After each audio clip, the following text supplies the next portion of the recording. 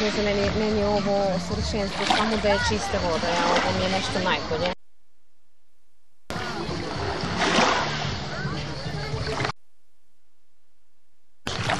Snimam.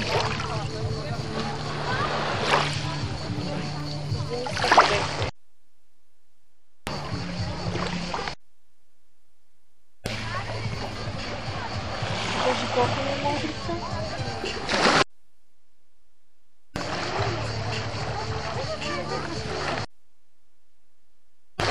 Sigurno se tamo nema ništa. Kako je čudno da Eno, vidiš.